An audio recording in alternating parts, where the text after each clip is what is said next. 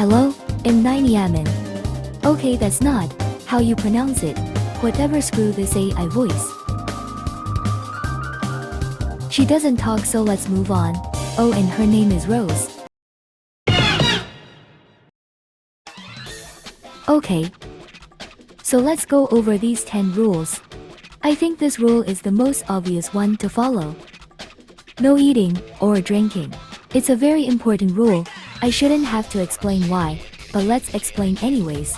Okay, so let's look at this image. It's me and Rose. Except I'm eating McDonald's, and you absolutely cannot have a whole feast in a lab.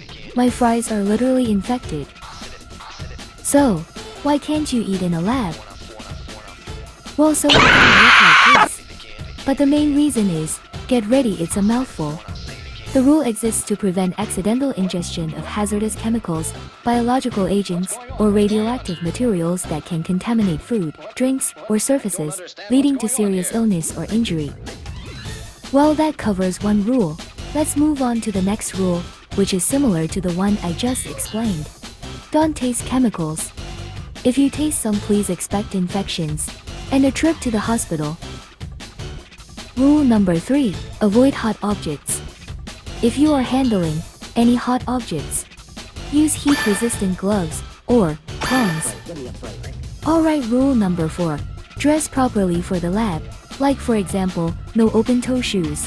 I can most definitely guarantee you that no one wants to see your crusty toes that you don't wash and shouldn't even have out in the lab. Now let's see a demonstration of the correct and incorrect attire for the lab. First up is your pants. Make sure it covers everything. Tie your hair back so your hair won't get caught in anything. I know you love your jewelry, but please remove it when doing a lab. Temu jewelry isn't worth dying for. Lastly, wear a lab coat. Alright, rule 5, we are halfway there. Notify your teacher about any and everything. Your teacher will know how to handle any situation in the lab correctly, so it's best to not assume you know what you are doing and act on anything. Next rule is to keep the lab clean. Like, do you see our lab? It's clean. What if someone happened to stumble upon your mess and infect themselves with chemicals that you left out? Next rule is to rinse spills off your skin immediately. Also, if any chemicals get on your eye, you could use an eye washer. And the most scariest part for some of you is the shower to wash chemicals off your skin.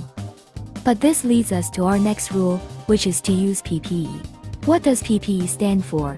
It stands for personal protective equipment. So with PPE you should look like this lady, except don't have your ankles out. But overall, PPE means having protection all over your body, so like safety goggles, gloves, and more. Since we are already in the lab, another rule is no horse playing. No, you can't play tag or hide and seek. It's a lab, not a playground. And horse playing will make you end up hurt, so you'll probably end up at the hospital. That will make you pay and bring you in a debt that will have your money lower than the gates of hell. Lastly, label all containers to identify the contents. The last thing you want is to get things mixed up.